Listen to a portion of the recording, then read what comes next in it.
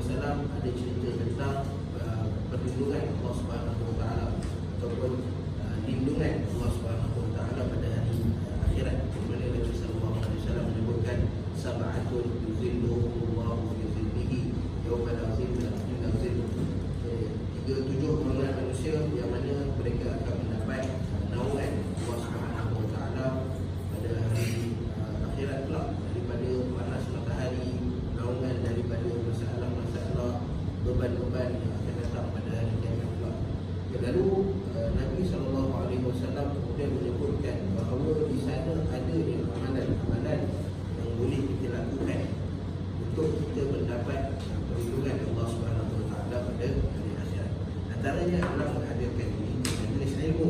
Kerana Nabi SAW menyebutkan ada tiga manusia. Satu ketika Nabi SAW sedang duduk dengan para sahabat, kemudian Nabi SAW cerita tentang tiga orang yang datang ketika mana Nabi sedang memberikan kuliah bagi. Lalu orang yang pertama, dia masuk dalam masjid, lalu dia nampak Nabi sedang kumpul dengan para sahabat. Lalu dia cari-cari ruang macam mana nak duduk dekat dengan Nabi SAW. Maksudnya dia nak menunjukkan kesungguhan dia dalam menuntut ilmu. Maka kata Nabi SAW, orang ini Allah, orang ini mencari perlindungan pada Allah Subhanahu Wa Taala, maka Allah Subhanahu Wa Taala akan berikan perlindungan semasa di dunia dan perlindungan di akhirat juga. Lalu cara-cara untuk kita selamatkan diri kita, bina perlindungan untuk diri kita di akhirat adalah dengan menghadirkan diri ke majlis ilmu. Lalu insya-Allah hari ini kita akan menyambung bicara kita dengan kisah ataupun syariat yang ada di zaman tabi'in. Di mana sebelum ini kita dah bercerita lah bahawa antara benda yang berlaku pada zaman tabi'in ini, kita cerita bukan walaupun politik, ilmu apa, tapi kita tak cerita lah bab politik, macam mana khalifah ni dapat kuasa, dia bergaduh dengan adik-beradik dia ke tidak. Tetapi yang kita nak cerita adalah pengaruh apa yang mempengaruhi syariat pada zaman tabi'in. So dari segi politik, yang pertamanya kita sebut sebelum ni tentang perubahan daripada Umayyah kepada Abbasiyah.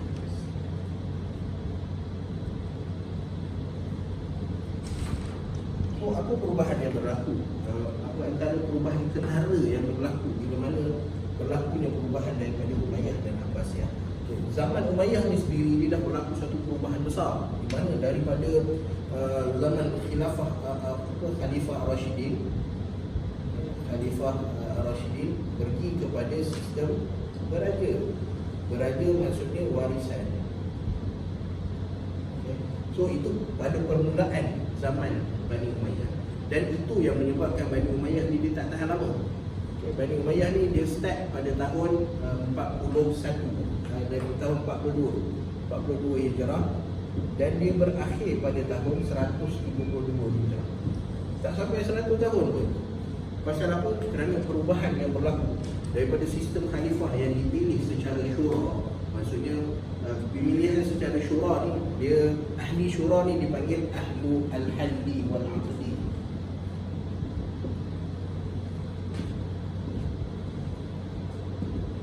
Ahlul halli wal-aqdi ni orang-orang dalam syura mesti ada orang yang ada kelayakan.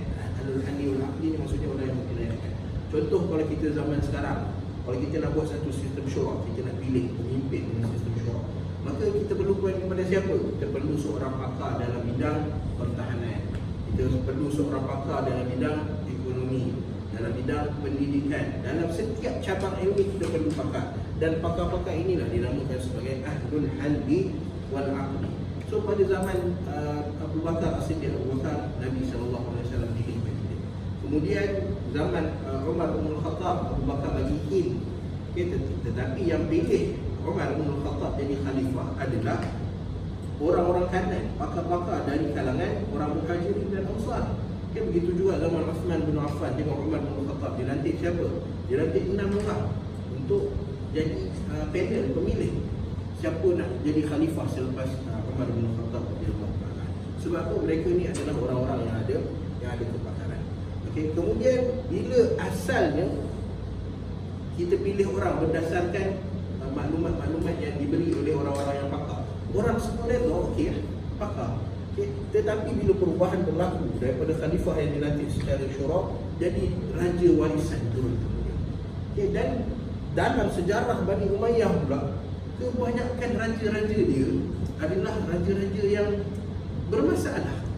Bukan raja-raja, kalau raja-raja yang bagus, kalau semua dalam Bani Umayyah ni semua level Umar bin Abdul Aziz. Sebab Umar bin Abdul Aziz adalah raja ataupun khalifah ke-8 daripada khalifah-khalifah Bani Umayyah. Kalau semua level Muawiyah bin Abi Sufyan, semua level Umar bin Abdul Aziz, orang tak masalah. Tapi masalah dia majoriti raja-raja dekat Bani Umayyah ni adalah raja-raja yang fahamlah, bila ada kemewahan dan tak ada kontrol. Raja kuku besi, feudal. Semua kata-kata adalah, undang-undang adalah raja. Okey. So menyebabkan orang tak puas hati dengan kerajaan Bani Umayyah. Okay. Cuma bila nak gantikan kerajaan Bani Umayyah, tak nak jatuhkan satu kerajaan kuat. Sebab Bani Umayyah ni walaupun dia jahat, walaupun dia huha-huha, tapi dia kuat. Okay. Dalam kerajaan Bani Umayyah ni berapa banyak kawasan yang Afrika semua dapat pada zaman Bani Umayyah. Eropah masuk pada Andalusia, Spanyol masuk pada Itali, zaman tu tak ada dah, Portugal, semua masuk melalui Bani Umayyah. So angkatan Islam yang dulunya perang atas darat dia tiba-tiba ada satu navy, ada angkatan laut. Semua dia berlaku pada zaman Umayyah. So walaupun mereka ni huha-huha tapi kuat. Mereka ni kuat. So orang tetap tak puas hati. Pasal apa? Sebab mereka telah ubah sistem yang dibawa daripada zaman Nabi SAW, zaman para sahabat, kepada satu sistem warisan. Okay, walau bagaimanapun nak tukar daripada Umayyah pergi ke Abbasiyah, ataupun daripada nak jatuhkan kerajaan Bani Umayyah yang orang tak suka ni, perlu kepada pengganti yang kuat. So siapa pengganti yang kuat? Dekat sini lah kita bagi tahu bahawa pada zaman sahabat dulu ada dua kumpulan besar yang keluar. Ada tu zaman sahabat. Ada dua kumpulan besar yang keluar pada zaman sahabat. Siapa dia? Sama dengan Ali. Syiah. Ya, sama dengan Ali. Dan satu lagi? Ya. Okey. Inilah dua kumpulan besar yang keluar, muncul pada zaman sahabat, hasil daripada persengketaan politik, hasil daripada perbezaan kefahaman kepada Al-Quran dengan hadis. Maka keluarlah dua kumpulan, Syiah dengan Khawarij. Okey. So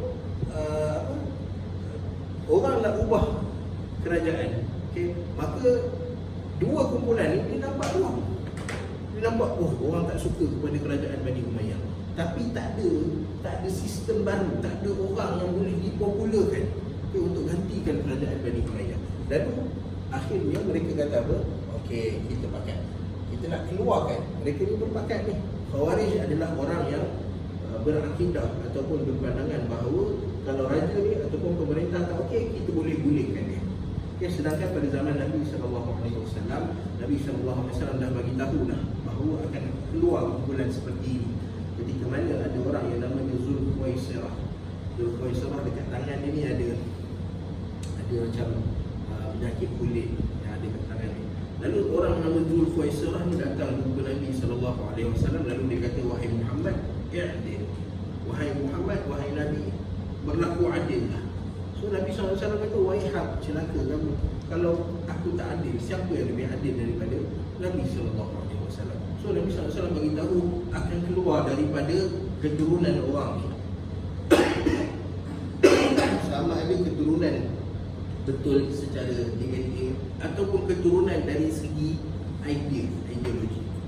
So Nabi SAW kata akan keluar daripada keturunan ini orang yang akan membaca Al-Quran.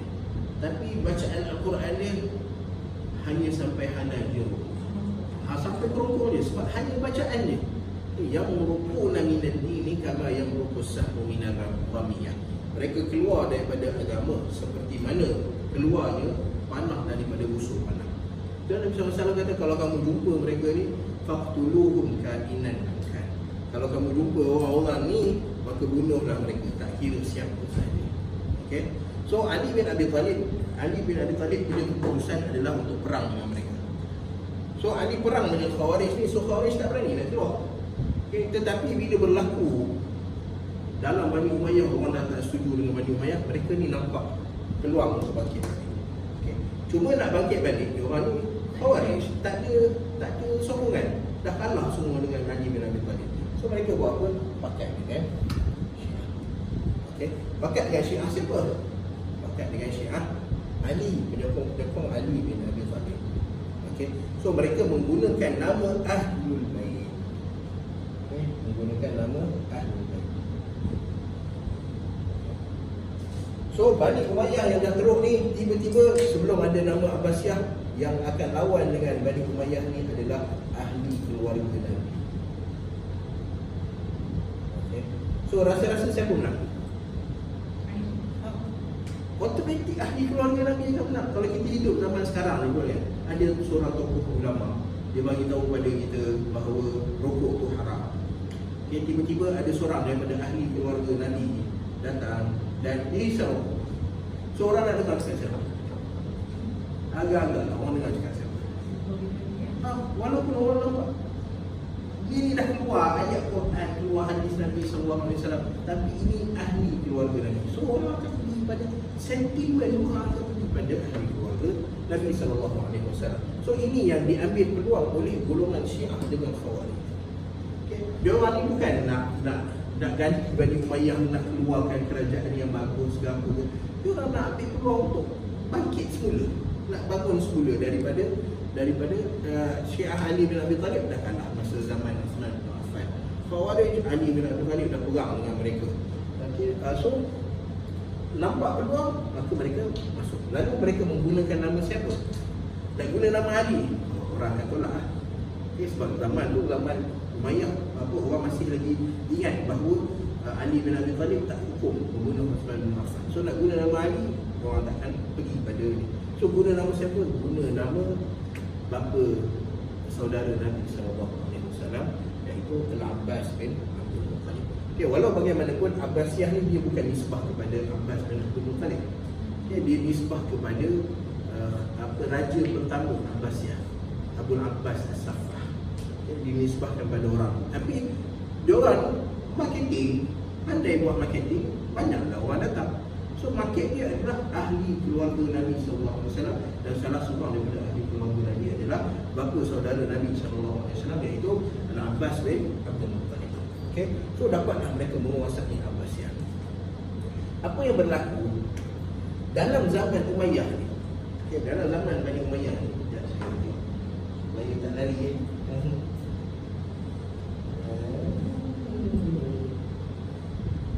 Okay. Dalam zaman Umayyah ni, masyarakat pada zaman Bani Umayyah ni, masyarakat yang hidup kesinambungan daripada zaman sahabat. Okay. Kita cerita zaman sahabat, macam mana mereka ambil mereka punya hukum agama. Jadi zaman sahabat sama ada Al-Quran, hadis Nabi SAW, ijtihad atau qiyas. So mereka ada 4 cara pengambilan hukum. Okay, dan Bani Umayyah masih mengekalkan cara yang sama. Maksudnya hukum agama semua, walaupun khalifah dia hura-hura, tapi hukum agama kita ambil dari Al-Quran, hadis Nabi SAW, dan qiyas dan ijtihad. Okay. Apabila berpindah kepada Abbasiyah, so Abbasiyah ni adalah kerajaan baru yang menggantikan Bani Umayyah. Okay. Lalu Abbasiyah dia nak kukuhkan kedudukan dia. Okay. So antara cara dia kukuhkan kedudukan dia adalah dengan dia mengambil tokoh-tokoh ulama, okay, orang-orang alim untuk bagi support pada kerajaan Abbasiyah. So oleh kerana itu apa benda pertama yang mereka buat? Benda pertama mereka buat adalah untuk menjadikan mazhab Maliki sebagai mazhab rasmi. Ini benda pertama yang mereka dapat. Mazhab Maliki sebagai mazhab rasmi. Sebab apa? Sebab orang punya, masyarakat punya sentimen ni sama ada pada politik ataupun pada agama. Okay? Sebab zaman ni orang tak kisah kaum ni dia tak ada macam kita sekarang ni kat Malaysia, kaum ni sensitif. Tapi bagi mereka, mereka tak pandang pada perkauman, tapi mereka pandang pada agama. Sentimen agama sangat kuat pada waktu ni. Tak ada mazhab lagi. Tapi ambil Maliki, kita sebut mazhab Maliki lah, sebab Imam Malik Ibn Anas. Okay, so nak kuatkan Abbasiyah ni, nak kuatkan dia punya stand dia. Okay, sebab pada bila jatuh Umayyah ni, dia tak jatuh terus, tapi dia menubuhkan satu kerajaan baru, nama dia Andalus. Ya. Ya, Bani Umayyah yang kalah ni, dia bukan kalah terus, hilang dalam sejarah tak, tapi mereka menubuhkan satu kerajaan baru, nama dia kerajaan Andalus. Banyak kerajaan Andalus dengan Abdul Rahman Ad-Dakhil. Lari daripada kalah dalam perang, lari ke Afrika, kemudian masuk Spanyol. Okay, waktu tu Afrika dengan Eropah ni masih kuat lagi di bawah Bani Umayyah. Okay, cuma bahagian Syam, bahagian Baghdad, Iraq, Hijaz, semua dah jatuh pada Abbasiyah. Okay, so mereka nak kuatkan, maka mereka menggunakan agama. So nak cerita orang tunggal agama ni dah lama. Okay, daripada zaman Abbasiyah lagi. Okay, mereka jumpa Imam Malik Ibn Anas. Okay, nanti kita tengok kenapa mereka pergi pada Imam Malik Ibn Anas. Okay, sedangkan pada waktu tu yang lebih awal daripada Imam Malik ada Imam Abu Hanifah, ada anak-anak murid dia, ada tokoh-tokoh lain. Kita sebut ada fuqaha as-sab'ah, ada 7 orang ahli fiqh yang hebat pada zaman Imam Malik Ibn Anas. Tapi kenapa semua pergi pada Imam Malik Ibn Anas? Jadi kita sampai ke pelbagai. So pergi pada Imam Malik, offer pada Imam Malik, wahai Imam Malik, kami nak jadikan mazhab kamu mazhab rasmi. So Imam Malik kata apa? No, tak boleh. Imam Malik tak bagi. Pasal apa? Dia kata para sahabat intasyahu, para sahabat ni dah pergi ke merata tempat. So setiap orang ada pandangan dia, setiap orang ada cara beribadah dia. So Imam Malik kata apa dekat khalifah? Kamu nak paksa semua orang ikut satu cara dia, cara Imam Malik Ibn Anas. Okay, so Imam Malik tak setuju lah. Walaupun dia ada pandangan, tapi tengok pada zaman tu tak ada orang yang ajak pada marilah ikut aku, marilah ikut aku. Tak ada. Sebab mazhab sekarang ni semua mazhab marilah ikut aku, bukan marilah ikut Quran ke ikut hadis ke tak. Marilah ikut saya. Okay, so Imam Malik dia kata no, tak boleh. So sampai ada sebahagian khalifah yang kata, wahai Imam Malik, kalau tak jadi mazhab rasmi ni akan hilang mazhab Imam Malik. Okay, bahkan buku dia Al-Muwatta dan sandaran fiqh Imam Malik ni, buku dia Al-Muwatta sampai orang kata buku ni akan hilang. Bahkan khalifah menggalakkan agar dikeluarkan banyak Muwatta, ditulis Muwatta lain untuk lawan Muwatta Imam Malik. So Imam Malik kata tak apa, kita akan tengok nanti mana Muwatta yang ikhlas kerana Allah Ta'ala. Sebab Muwatta lain semua keluar kerana khalifah suruh. So sedangkan Muwatta Imam Malik ni, Imam Malik memang buat untuk bawa keluar hadis-hadis Nabi SAW. Okay, so mereka ambil mazhab Maliki untuk jadi mazhab rasmi. Okay, so bila Imam Malik tolak, apa jadi? Imam Malik dia over, kemudian dia tolak. So bila Imam Malik tolak, maka mulalah orang datang menyending dekat istana khalifah. Okay, sebab sebelum tu Bani Umayyah luas, apa nak faham Al-Quran macam mana, ada kaedah dia. Okay, ikut macam mana sahabat faham, nak faham hadis macam mana, ikut macam mana sahabat faham. Okay, mereka ni nak ambil mazhab Maliki sebagai mazhab asli. So tolak, jumpa Agung offer, okay, buat kerajaan sekian, tolak. So bila tolak, apa jadi? Orang lain akan masuk lah. Okay, orang lain akan nampak peluang, kata oh, kerajaan perlukan satu mazhab rasmi, perlukan satu cabang orang-orang agama untuk sokong untuk sokong khilafah. Maka dekat sini mulalah orang masuk promote dia. Mazhab yang asalnya tidak ada mazhab, orang semua ada tok guru masing-masing, dan dekat sinilah bermulanya perpecahan mazhab. Okay, orang-orang daripada anak-anak murid Imam Abu Hanifah masuk nak bawa mazhab Hanafi. Okay, kemudian ada pula orang-orang yang kita akan tengok nanti, orang-orang yang zaman ni Imam Syafi'i tak ada lagi, Imam Ahmad tak ada lagi, mereka ni terkemudian. Yang berlaku pertentangan adalah antara dua ni je. Orang yang berguru dengan mazhab Imam Malik dengan Imam Malik, dan orang yang berguru dengan Imam Abu Hanifah. Ada dua je pandangan pada waktu tu. Okay. So Imam Malik tak nak, maka Imam Abu Hanifah masuk. Okay. Cuma masalah pada Imam Abu Hanifah ni, ada pandangan yang dibawa oleh Imam Abu Hanifah. Okay. Pada zaman ini, pada zaman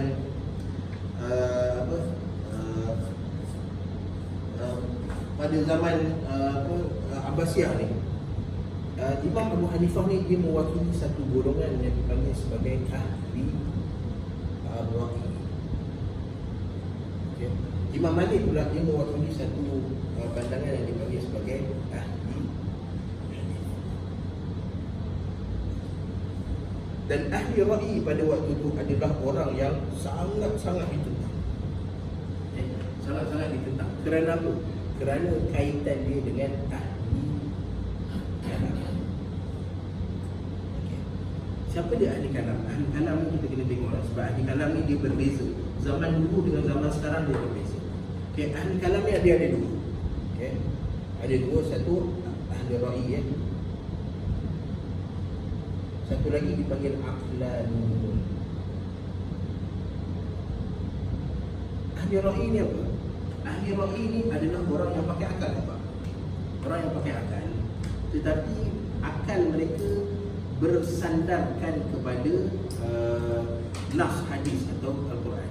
Contoh-contoh kita nak ambil contoh. Nanti kita akan tengok contoh lain. Perbezaan antara ahli ra'i dengan ahli hadis contohnya dalam memahami satu nas. Okay, contoh kita ambil bab zakat. Zakat. Apa Nabi SAW cerita tentang zakat?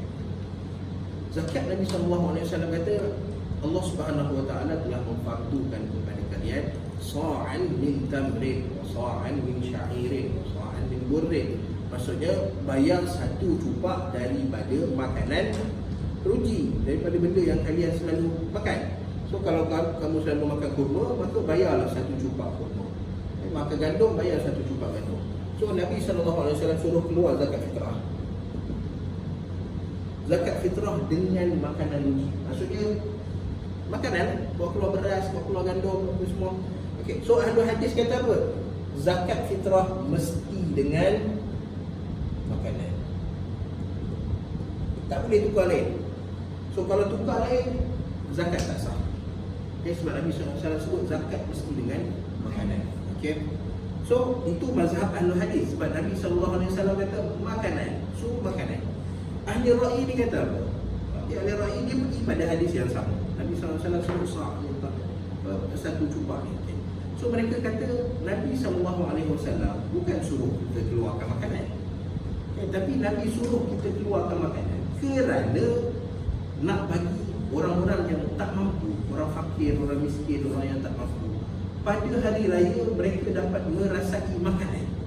Okay, mereka dapat rasai persamaan antara orang yang mampu untuk makan dengan orang yang tak mampu untuk makan.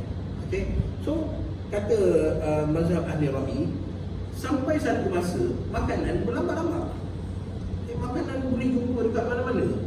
Orang-orang dah tak risau pasal makanan. Okay. Lalu takkan zakat pada waktu itu nak keluar dengan makanan juga. Okay. So akan berlaku lambatkan. Okay. So mereka kata Nabi SAW nak daripada zakat fitrah ni adalah persamaan, muasa, persamaan. Ada roh persamaan antara orang kaya dengan orang miskin. Okay. Lalu mereka kata persamaan ni dia lebih jelas, lebih nampak apabila kita keluarkan dengan zakat, keluar dengan duit. Okay, zakat keluar dengan duit, baru nampak persamaan. So maksudnya kita bagi duit ke orang fakir miskin ni, dia orang nak buat. Ada orang mungkin dekat Selangor ni nak ada persamaan dari segi pakaian. Sebab orang Selangor ni dia bukan hari raya, bukan tunjuk-tunjuk sangat makanan, tapi duk tayang OOTD. Apa OOTD? Duk tangkap gambar pagi raya. So nak dapat persamaan pakaian raya. So kata ahli ra'i, kita kena keluar pakai duit supaya orang beli pakaian. Okay. So nampak perbezaan antara ahli hadis dengan ahli ra'i. So ahli ra'i banyak pakai dia masukkan akal. Tapi dia punya itu bersandarkan pada nas, pada Quran dan hadis. Cuma dia pakai akal. Okay. Sebab ahli hadis kata Nabi sebut macam inilah. Okay, Al-Ra'i kata, oh kita kena faham di sebalik ada benda yang tersurat dan tersirat. Okay, macam contoh zaman sekarang kita nak tengok perbezaan Al-Ra'i dengan Al-Hadis pada zaman moden. Traffic light, lampu isyarat.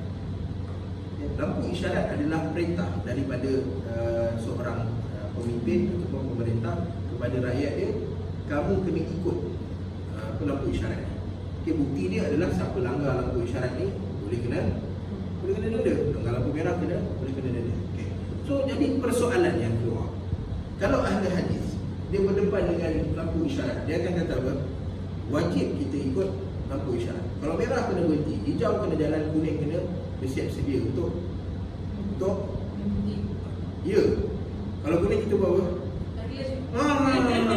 Dia nampak dia punya. Sedangkan perintah dia adalah kuning tu ready untuk berhenti. Tapi kita macam biasalah kita langgar. So ahli hadis dia kata kita wajib ikut lampu isyarat. Okay. Maksudnya siapa langgar lampu merah dia bukan sekadar salah, dia berdosa. Siapa langgar lampu merah dia berdosa. Ahli hadis lah kan? Ahli hadis yang kata yang tu dosa lah kan? Salah dan dosa. Sebab apa? Sebab ia adalah perintah daripada waliul amr. Seorang pemerintah dah bagi keluar arahan, maka dia kata lampu isyarat kena ikut, maka ikutlah. Al-Ra'i bila dia pergi pada lampu isyarat, dia kata apa? Dia kata ya, perintah daripada waliul amr. Tapi perintah ni untuk apa? Perintah ikut lampu isyarat ni untuk apa? Untuk menjaga kemaslahatan supaya tidak berlaku aksiden.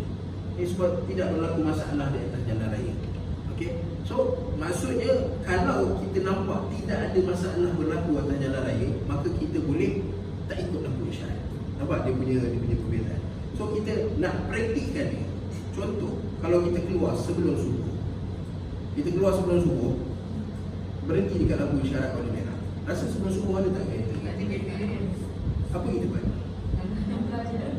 Kalau mazhab ada hadis, stay sampai lampu hijau. Pasal apa? Sebab dia kata langgar lampu merah adalah dosa, langgar perintah waliul amr. Okay. Tapi mazhab Al-Ra'i dia kata apa? Dia kata lampu isyarat ni hanya untuk kemaslahatan. Okay. So bila nampak jalan okey, clear, tak payah dalam ikut lampu isyarat. So langgar. So nampak dia punya perbezaan. Okay. So sebab perbezaan logik lah kan. Boleh ke kita itu yang bila cakap dia kan, saya dapat dilihat dalam keadaan sekarang ni lah. Maksudnya yang kita yang berbalah-balah ni kan, jadi saya nampak lah benda tu. Sebab tu dia punya dua-dua mazhab ni dia tak boleh, dia tak dia tak boleh bertemu. Okay. Mazhab, kenapa mazhab? Patutnya Imam Abu Hanifah ni seorang yang alim, berhujah dengan Al-Quran, dengan hadis Nabi SAW. Imam Malik pun sama. Kenapa tak sepakat dia buat keluar satu buku ke, jadi satu perlembagaan untuk kerajaan ke?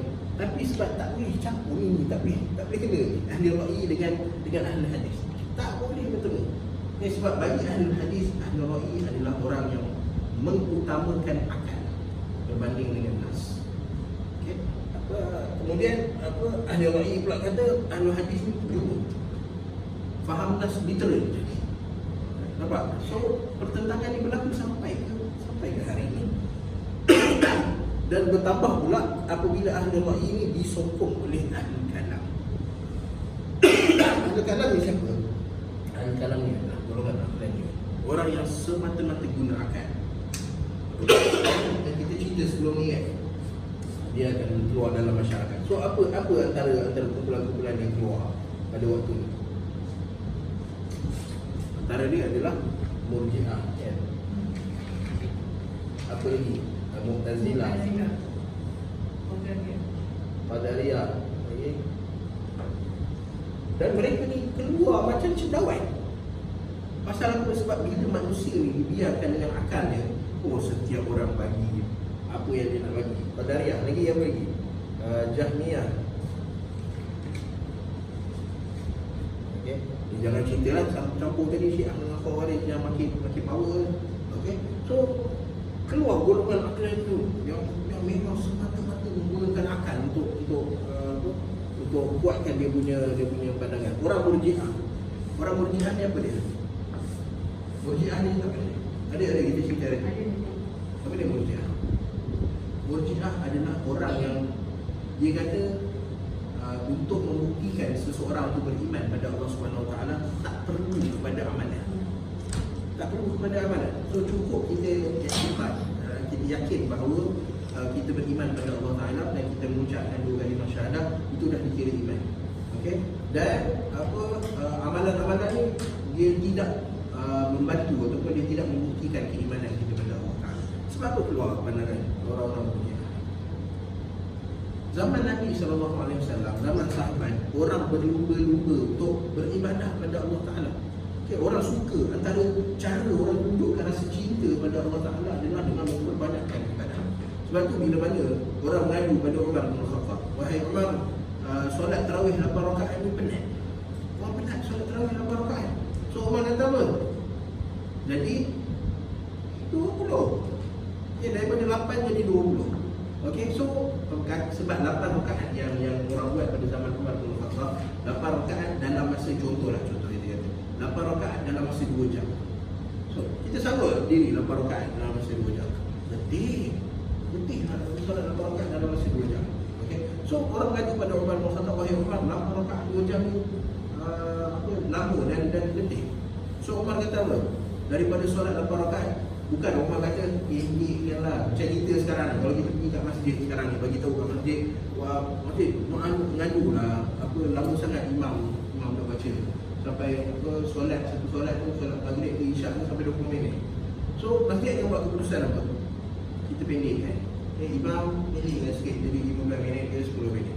Tapi zaman Umar bin Khattab, tengok orang mengadu pada Umar 8 rakaat 2 jam penat. Umar kata apa? Kita solat 2 jam juga, tapi jadikan dia 2 rakaat. Sebab apa? Sebab setiap 2 rakaat boleh lihat. 2 rakaat boleh lihat. Okay, kalau 8 rakaat tu berapa lama kena berdiri baru boleh lihat. Okay, so 20 rakaat pun orang mengadu, wahai Umar, lama juga 20 rakaat ni. So Umar kata apa? Kita solat 36 rakaat tapi masa tak kurang. Okay, nampak? So nak cerita zaman sahabat ni orang sangat suka beribadah pada Allah Subhanahu Wa Taala. Tapi bila zaman sahabat juga orang mula masuk dalam Islam banyak-banyak, dan mereka ni tidak ada jiwa ibadah. Dan kita sekarang kebanyakan kita tak ada jiwa nak pergi pada Allah Subhanahu Wa Taala dengan banyakkan beribadah, dengan datangkan ibadah yang berkualiti. Lalu sampai keluar pandangan bahawa tak payahlah ibadah. Tak ada ibadah ni, dia tak masuk dalam bab akidah. Perbincangan ni adalah pada bab fiqh. Sampai ke tahap tu. So ini dipanggil Murji'ah. Okay. Murji'ah tak payah beramal. Dia bersandarkan pada Al-Quran juga. Tapi dia kata Nabi SAW sebut macam rukun iman ada 6. Dalam rukun 6 ni tak ada solat, puasa, zakat. Yang ada tu dalam rukun Islam. Maksudnya amalan ni dia tidak membuktikan keimanan seseorang. Okay, tapi dia bagi efek pada keislaman lah. Okay, maksudnya orang tu Islam dia sempurna ke tak sempurna ke bergantung pada amal ibadah. Tapi iman dia tetap ada walaupun dia tak beribadah kepada Allah Taala. Okay, so nampak dia punya ni. So Murji'ah. Okay, sedangkan kita tahu Allah Subhanahu Wa Taala bila sebut iman dia wa'amilus solihat. Iman wa'amilus solihat. Maksudnya iman ni mesti digandingkan dengan amalan. Okay, kita macam mana kita nak tahu seorang tu beriman atau tidak beriman? Okay, bila mana kita nampak dia beramal. So bila dia beramal di masjid, solat, dia bagi salam pada orang baru, kita tahu bahawa dia beriman pada Allah Subhanahu Wa Taala. Mu'tazilah ni datang daripada ni. Mu'tazilah datang daripada Khawarij. Okay. Khawarij dia nak menyempitkan diri dia. Dia kalah dengan zaman Ali bin Abi Thalib. Ali bin Abi Thalib memang lancarkan perang betul untuk dia kata ikhwanuna baghaw alaina. Mereka ni saudara kita tapi mereka melampau. So perang dengan mereka. Okay. Khawarij nak naik balik. So nak naik balik Khawarij ni, maka dia mesti ada benda yang dia nak jual. Okay. Dia mesti ada naratif dia. Okay. Apa benda dia nak cerita pada orang, nak naikkan sekolah Khawarij. Okay. So Khawarij ni dia kata apa? Dia kata okay, sebab apa dia lawan Ali bin Abi Thalib? Dia lawan Ali bin Abi Thalib itu sebab nafsu lah, sebab dia tak kuat dengan Ali bin Abi Thalib. So dia nak jatuhkan Ali bin Abi Thalib. Tapi sekarang dia nak bagi satu naratif lah. Kenapa dia jatuhkan Ali bin Abi Thalib? Okay, kerana bagi dia semua orang yang melakukan dosa besar kufur pada Allah Subhanahu Wa Taala. Okay, so pemerintah yang kufur mesti dilawan. So itu pandangan dia. Okay, pandangan Khawarij dia bawa satu naratif. Tapi dia tak bawa naratif dengan nama dia sebagai Khawarij. Sebab Khawarij ni dah dikenali sebagai orang yang suka menjatuhkan kudeta, menjatuhkan pemerintah tanpa ada bukan tanpa ada sebab Nabi SAW memang larang kita jatuhkan pemerintah Muslim yang sah walaupun jahat macam mana sekalipun. Okay, selagi mana mereka solat ataupun membenarkan orang untuk solat, maka kita tak boleh nak jatuhkan seorang pemimpin Muslim. So nak bawa nama Khawarij ni tak boleh lah. Lalu mereka pindah kepada satu nama baru, nama dia Mu'tazilah. Okay, di mana Mu'tazilah ni antara pandangan yang paling kuat adalah semua murtakibul kabirah kufur pada Allah Ta'ala. Semua pembuat dosa besar kufur pada Allah Subhanahu Wa Ta'ala. Ya, ataupun mereka kata berada di antara sebahagian daripada Mu'tazilah kata orang yang buat dosa besar ni berada manzilatun baina manzilatain. Duduk di tengah-tengah. Tak beriman, tak kafir. Duduk tengah-tengah. So kita kata kalau duduk tengah-tengah dekat akhirat nanti jadi apa? Ya. Sebab kalau orang beriman kita tahu masuk syurga, orang kafir tahu masuk neraka. Duduk tengah-tengah ni jadi apa? Ya, maka dia kata hari akhirat pula orang yang buat dosa besar semua masuk neraka. Maksudnya bagi mereka orang yang buat dosa besar ni kafir pada Allah Subhanahu Wa Taala. So itu ya, dan orang yang popularkan dia adalah Qasim bin Affan. Murji'ah siapa popular kan?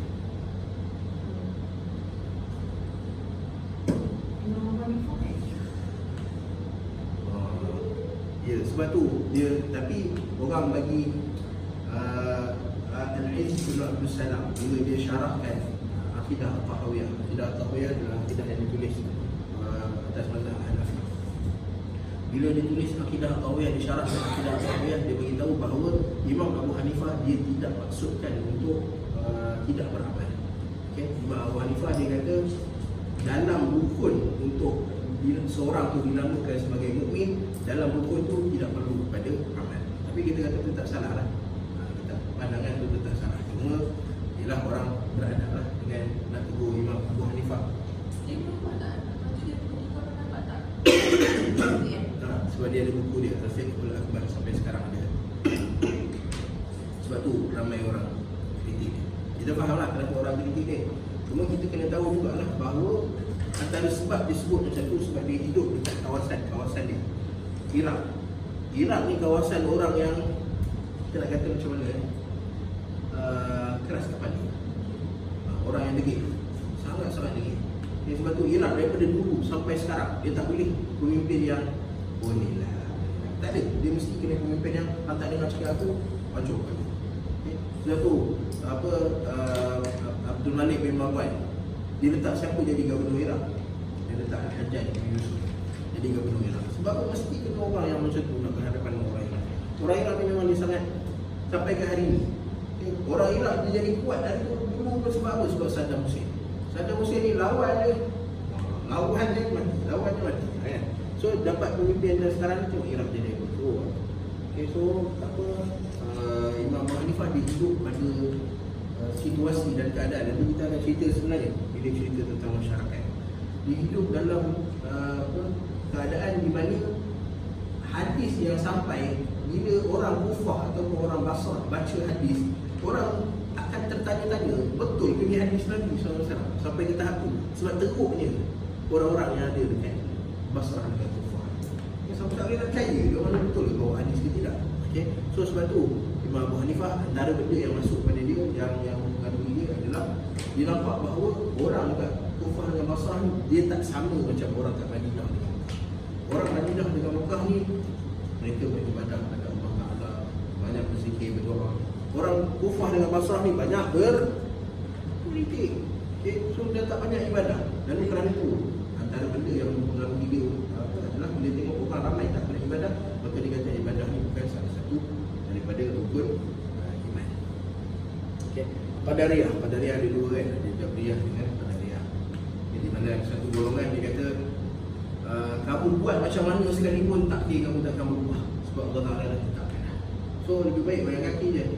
Dia tunggu je apa yang berlaku pada kamu. Sebab semua benda yang berlaku kat kamu Allah Ta'ala dah tentukan. Kamu nak jadi kaya pun Allah Ta'ala kata kamu miskin, sikitlah. Kamu nak jadi berilmu, pergi belajar pun takkan dapat ilmu. So dia kata buat apa? Kita berusaha. Duduk je, goyang kaki. Itu qadariyah. Itu jabriyah. Kemudian ada qadariyah, dia kata apa? Kita mampu untuk buat takdir kita sendiri. Itu lagi power. Kita mampu untuk buat takdir kita sendiri. Maksudnya apa, takdir kita bila kita buat baru Allah Ta'ala tulis tu takdir kita. Kita nampak dia punya jahat, punya melampau punya orang. So zaman sekarang ni pun ada.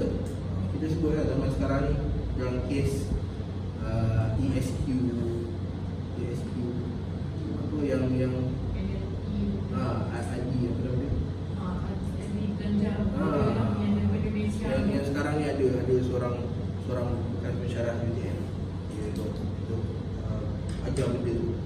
So dia ajar macam mana kita boleh kawal takdir kita boleh tentukan macam mana kehidupan kita. So itu kita masukkan dalam qadariyah. Maksudnya tidak ada pengharapan pada Allah Ta'ala. So bila kita tegur, kita kata, mana boleh kita punya takdir ditentukan oleh emosi, oleh kita punya intelijen, pandaian kita. So semua benda mesti ada bergantungan pada Allah Ta'ala. So apa dia orang buat? Nak jadikan dia, nak islamisasikan. Dia buat apa? Dia buat sistem garpu tanah tu, buka Quran tak.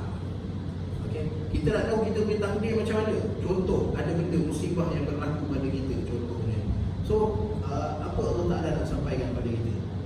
Kita kalau kita dengar, kita tahu Nabi SAW suruh kita baca doa ni. Nabi bagi tahu ya kafarah. Kita dah boleh faham dah. Ini semua ketentuan Allah Ta'ala, ada hikmah di sebalik dia. Tapi garpu tanah ni, apa Tuhan nak sampaikan pada kamu? Ambil Quran, tutup mata, letak je. Buka, tengok. So, itulah yang Tuhan nak daripada kamu. Itulah takdir. So kita boleh tentukan takdir itu sendiri. So ini yang jadi masalah pada qadariyah. Sampai dia kata, kamu nak buat perubahan kan? Kita cerita sebelum ni pasal dia letak benang kat jari. Lepas tu dia letak besi, cincin ke apa ke bawah tu. Lepas tu dia kata tengok je ni. Lama-lama dia akan bergerak sendiri. So nak tunjukkan bahawa kita ada kemampuan untuk buat takdir itu sendiri. Itu golongan Aqlani dia ni pakai akal. Kita tengok pada kehidupan dia. Jahmiyah. Siapa Jahmiyah ni? Jahmiyah ni adalah orang yang pergi pada Al-Quran, pada hadis Nabi SAW. Dia kata Al-Quran dengan hadis Nabi mesti selalu dengan akal. Kalau akal tak boleh terima benda tu, maksudnya benda tu tak ada. So ini zaman ni lah dia keluar apa yang Tuhan tak sama dengan makhluk. Maksudnya kalau kita tanya pada dia Tuhan dekat mana, maka dia kata Tuhan kat mana-mana. So di zaman ni Jahmiyah dia kata semua nas Al-Quran, hadis Nabi SAW mesti kena faham dengan akal. So kita kata Allah Ta'ala cerita tentang diri dia dan kita tak nampak pun Allah SWT. So nak kata macam mana? Sebab bagi dia semua benda yang ada, dia mesti ada arat dengan jauhar. Arat tu mesti ada jisim, jauhar mesti ada sifat bagi dia. Jisim maksudnya ada fizikal. Kemudian jauhar mesti ada sifat-sifat yang ada pada dia. Dia di atas ke, di bawah ke, kecil ke, besar ke, mesti ada benda tu. So kalau tak ada arat dengan jauhar, maka benda tu tak boleh dikira sebagai wujud. So kita kata Tuhan macam mana? So dia kata kecuali Tuhan. Susah kita dengan benda-benda. So Jahmiyah ni adalah orang yang pakai akal. Yang mana kita akan tengok contoh. Saya bagi contoh teruslah, senang. Supaya kita nampak macam mana orang Aqlaniyun ataupun pengaruh orang-orang ahli kalam ni, Aqlaniyun pada ahli ra'i, yang menyebabkan ahli ra'i jadi macam mana mereka sekarang pada hari ini. Sekarang ni, zaman sekarang ni dah tak ada dah benda ni. Semua dah jadi ahli kalam yang bersifat Aqlaniyun, yang lebih mengutamakan akal daripada nas hadis. Kita ambil contoh. Yang orang gaduh pasal yang Allah dekat mana, Allah dekat mana, sifat Allah Ta'ala, kan yang ada tangan Allah ni semua tu.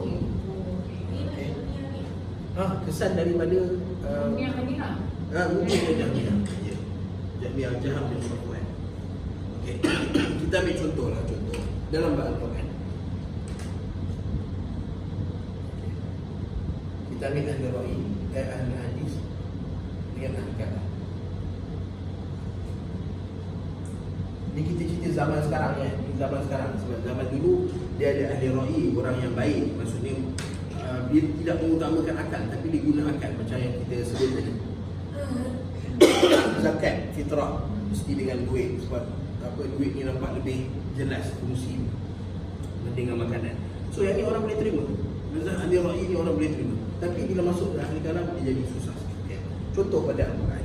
Ahli hadis kata dalam Al-Quran semua ayat-ayat Al-Quran adalah muhkamat. Semua ayat Al-Quran adalah jelas dan nyata. Dia tak ada konak kiri, tak ada konak kanan. Okay, jelas dan nyata. Ahli kalam lagi dia kata ayat Quran ada muhkamat dan mutasyabihat. Okay. Apa dia mutasyabihat? Mutasyabihat ni benda yang ada tasyabuh. Tasyabuh ni samar-samar. Okay, dia kata ayat Al-Quran ada ayat yang muhkamat jelas dan nyata, dan ada ayat yang mutasyabihat, iaitu ayat yang samar-samar, orang susah nak faham ataupun orang tak boleh nak faham ayat Al-Quran. So kita kata boleh tak pandangan yang kita terima?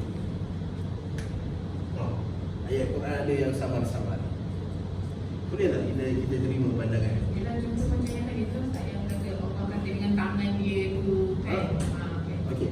So antara sebab mereka bahagikan ayat Al-Quran ni adalah kerana mereka nak justify dia punya pandangan. Okey, pandangan yang kata Allah Ta'ala tidak ada dia kata semua benda ada arat dengan jauhar melainkan Tuhan.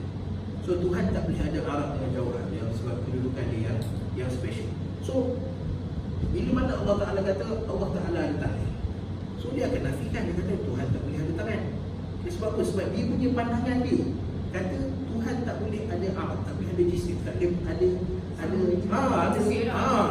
benda yang bagi dia tangan ni adalah anggota manusia, benda yang berjisim, so tak boleh ada pada Tuhan.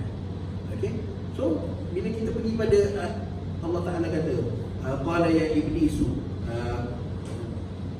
ma mana'aka an tasjuda lima khalaqtu bi yadayya. Wahai iblis, bagaimana engkau tak sujud kepada orang yang aku cipta dengan dua tangan? Okay. So dia jadi masalah kat situ. Sebab mereka ni dah beriman dan berpegang Tuhan tak ada benda yang nama dia yad, tak ada sifat Allah Ta'ala yang nama dia yad. Tapi Allah Ta'ala bagi tahu Allah Ta'ala bukan ada satu yad dia, Allah Ta'ala ada dua yad. So macam mana nak buat macam tu? Okay. So dia tetap nak tukar dua. Sebab dia kata apa? Ada ayat Quran yang mutasyabih, yang sama-sama tak boleh nak difahami. Okay. So nampak kesan ahli kalam pada so ayat Al-Quran semua jelas dan nyata. Sebab apa? Sebab Allah Ta'ala turunkan Al-Quran untuk Allah Ta'ala turunkan Al-Quran untuk panduan benda. So kalau kita buka kitab panduan tak boleh nak baca. Apa fungsi kitab panduan tu? Saya fokus visual yang ada yang memang jelas, ada yang Ya. sebab tu mutasyabihat kan? Ada dia ada dua ayat. Okay, dia ada dua ayat, satu dalam surah Ali Imran, satu lagi dalam surah Zumar atau surah Mumin selepasnya. Allah Subhanahu Wa Taala sebut dalam surah Ali Imran contohnya. Allah Taala kata wa ammal ladina fi qulubihim, Allah Taala sebut ayat sebelum tu. Cuba tengok surah pertama surah Ali Imran. Ya Allah Taala kata lepas tu wa ammal ladina fi qulubihim zayghun fayattabi'una ma tashabaha minhu ibtigha'a al-fitnah. Okay. So Allah Ta'ala bagi tahu bahawa ada benda-benda yang tasyabuh. Okay, ada benda yang tasyabuh. Okay. Tasyabuh ni yang dimaksudkan dekat sini adalah tasyabuh yang dimaksudkan dekat sini adalah benda-benda yang memang kita serah pada Allah Subhanahu Wa Ta'ala. Okay. Tapi ada orang dia tak boleh macam contoh bila kita kata alif lam mim, apa maksud dia? Apa maksud alif lam mim? Kita tak tahu, kita pusing ke mana pun kita tak boleh nak tahu. Okay. Lalu ada orang, Allah Ta'ala bagi tahu bahawa ada orang dia pergi dekat ayat-ayat seperti ini, lalu dia nak cuba timbulkan fitnah dan cuba timbulkan satu isu bahawa dalam Quran ada benda yang tak boleh nak difahami. Okay. So kita bagi tahu Allah Ta'ala turunkan Al-Quran sebagai panduan. So So ada ayat-ayat, semua ayat Al-Quran sebenarnya boleh difahami. Tempat yang tak boleh kita faham, Allah Ta'ala datangkan bukan untuk kita faham maknanya, tapi kerana ada fungsi dan tujuannya. Contoh Alif Lam Mim. Alif Lam Mim apa fungsi dan tujuannya? Bukan untuk kita faham makna dia. Allah Ta'ala tak tahu kita keluarkan alif berapa lam, berapa mim, berapa alif lam mim maksud dia apa. Tapi Allah Ta'ala bawa keluar alif lam mim sebagai cabaran kepada orang-orang kafir yang kata mereka boleh tulis macam Al-Quran. So Allah Ta'ala kata tak payahlah bawa ayat, bawalah huruf-huruf dia, okey, untuk tulis Al-Quran. Okey, so itu tasyabuh yang dimaksudkan. Okey, maksudnya benda yang memang tak boleh nak difahami. Okey, tapi ayat-ayat Al-Quran yang lain semua jelas dan nyata. Allah Ta'ala dah bagi tahu. Satu ayat lagi Allah Ta'ala kata kitaban mutasyabihan mathani taksya'iru minhu juludul ladina yakhshawna rabbahum.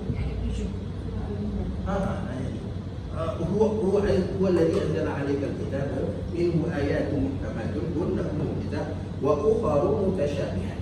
وأخر متشابهات. Sebahagian orang dia kata yang ada adalah ayat muhkamat dengan mutasyabihat dalam Al-Quran. Tapi mutasyabihat yang Allah Ta'ala maksudkan dekat situ bukan mutasyabihat yang mereka faham. Mutasyabihat yang mereka faham adalah tempat yang mana tak kena dengan akidah mereka, mereka jadikan ayat mutasyabihat. So memang dalam Al-Quran ada benda-benda yang macam tadi alif lam mim apa semua, hatta dalam tapi bab sifat-sifat Allah Ta'ala benda yang muhkamat sangat jelas. Allah Ta'ala kata apa Allah Ta'ala sebut free. Apa yang Allah Ta'ala nafi daripada diri dia, kita tolak. So itu benda yang sangat jelas. Benda kita kata muhkamat. Bila kita kata Allah Ta'ala ada yad atau tidak, maka kita kata ada yad. Allah Ta'ala ada wajah atau tidak, maka kita kata Allah Ta'ala ada wajah. Pasal apa? Sebab Allah Ta'ala cerita sendiri dalam Al-Quran. Kalau Allah Ta'ala tak cerita, kita pun tak nak cerita. Tapi sebab Allah Ta'ala cerita, maka kita cerita. So tasyabuh yang dimaksudkan dekat sini, tasyabuh ni dia ada dua benda. Satu, samar-samar. Dia ada tempat-tempat yang samar-samar, tetapi bukan untuk difahami, tetapi untuk fungsi lain, tujuan lain. Kedua, makna tasyabuh adalah sama. Sama-sama. Sama. Contoh, bila kita kata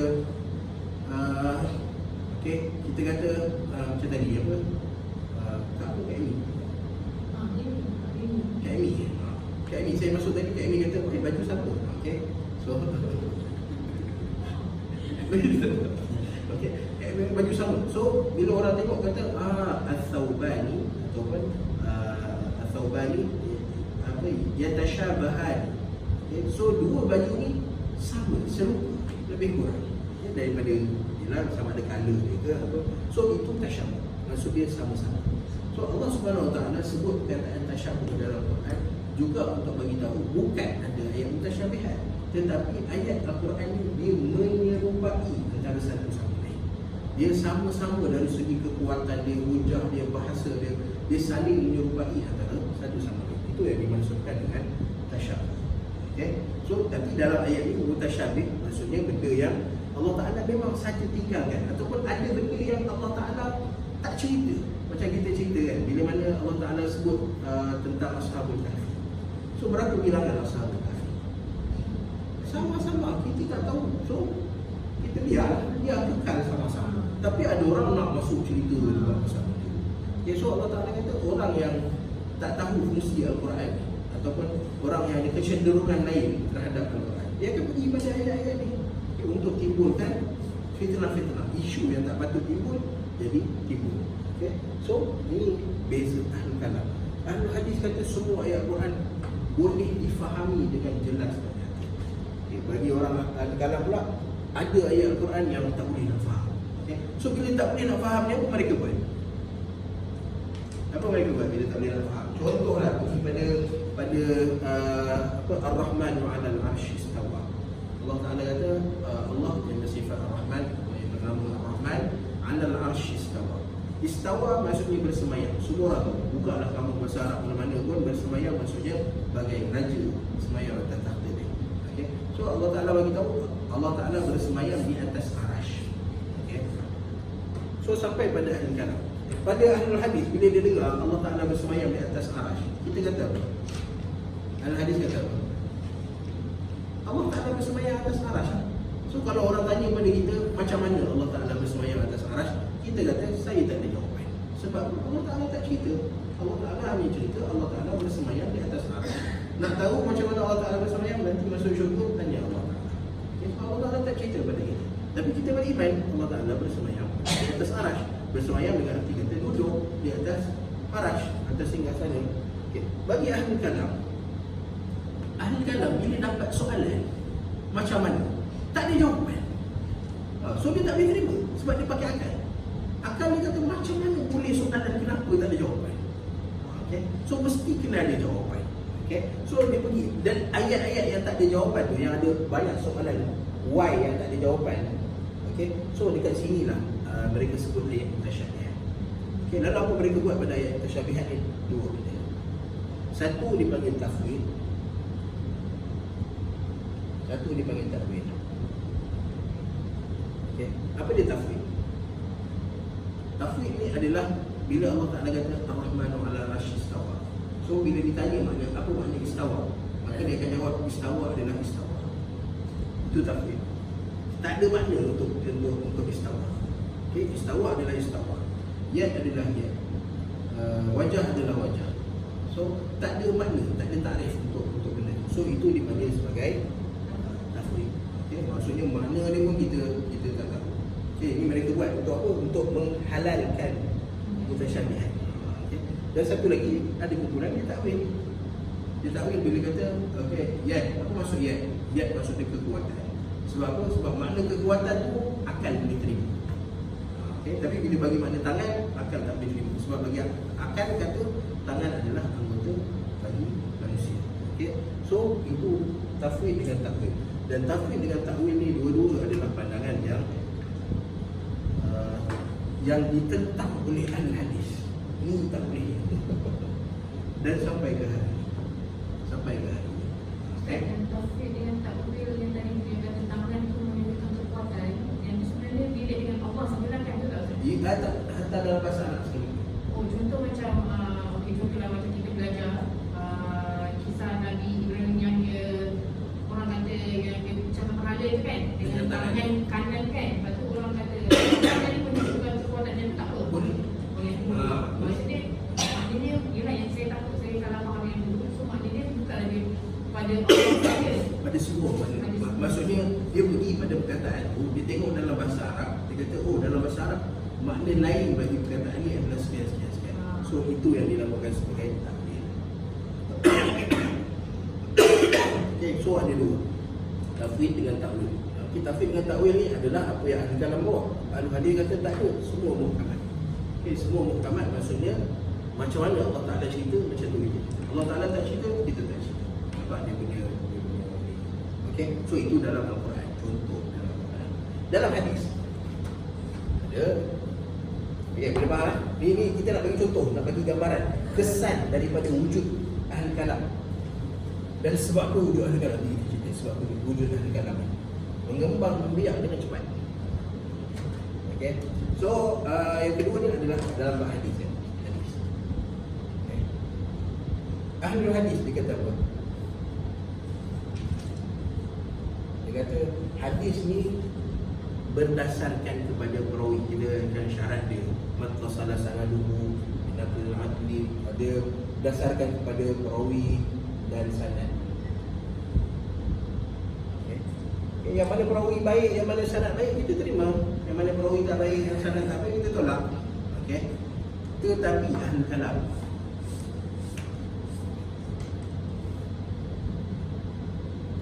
dia kata apa? Dia kata hadis ni ada yang mutawatir dan ahad. Ya, mutawatir dengan ahad apa dia? Tak ingat dah. Nak buat kelas macam ni. Okey, mutawatir tu maksudnya bilangan yang ramai. Ahad satu je kan. Ahad ni bawah 10. Okey, bawah 10. So ahli kalam kata ada hadis mutawatir, ada hadis ahad. Kenapa mereka bahagikan ada mutawatir dengan ahad? Dan ini yang digunakan pakai sekarang pun ramai pakai yang ini. Okay. So kenapa mereka kata ada mutawatir dengan ahad? Sebab bagi mereka hadis mutawatir kita boleh beramal dengan dia, beramal dengan yakin. Tetapi hadis ahad ni adalah hadis yang mencurigakan. Sebab apa? Diriwayatkan oleh bilangan yang sikit. Di dalam ramai-ramai sahabat, ratus-ratus ribu sahabat, tapi sikit je riwayat-riwayat. Lepas tu pindah pada tabi'in pula sikit, tabi'in lagi sikit. So bawah daripada 10. So biasa kalau kita dengar berita benda yang bawah daripada 10 ni, kita nak terima ke tak nak terima? Susah kita nak terima kan. Kita tambah lagi pada zaman dulu keadaan di mana WhatsApp tak ada, internet tak ada, tak boleh nak tahu apa satu berita tu betul atau palsu. Okey, so mereka buat apa? Bahagikan hadis kepada mutawatir dan ahad. Okey. Di mana hadis mutawatir kita boleh terima. Hadis ahad kita boleh terima kecuali pada akidah. Dalam bab akidah tak boleh terima. Okey. Sedangkan ada hadis kata kalau perawi okey, sanad okey, kita terima. Okey, lengkap syarat dia, kita terima. Tapi al-kalam kata hadis ahad tak boleh diterima dalam bab akidah. Sebab itu sebahagian daripada al-kalam dia tak terima Imam Mahdi. Dia tak terima kewujudan Imam Mahdi. Pasal apa? Sebab bagi dia Imam Mahdi adalah cerita yang datang dengan hadis ahad. So walaupun sahih datang daripada Nabi SAW dengan perawi yang bagus, sanad yang bagus, tapi kerana yang meriwayatkan dia ahad bawah daripada 10, maka dia kata tak boleh hujah. Sebab akidah. Okay. So mereka tak percaya pada Imam Mahdi. Mereka tak percaya pada Dajjal contohnya. Jadi sebab tu bagi mereka ada hadis ahad yang mereka tak boleh nak percaya.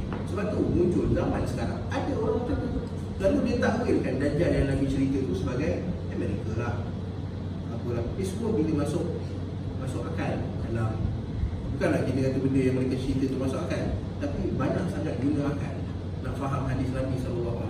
Sampai kan tak boleh nak terima Nabi kata Dajjal tu adalah satu makhluk yang besar, yang buta sebelah mata dia. Tak boleh nak terima. Okay. So dahsyat sangat akal masuk Jadi dalam. kalau yang macam orang yang kata sekarang ni kan, contoh macam Dajjal tu macam kakak umbang lah, benda tu semua, dia itu adalah daripada Asal daripada kalam, benda-benda kalam masuk, orang mula mempersoalkan hadis-hadis Nabi yang zaman sahabat tak ada orang persoalkan.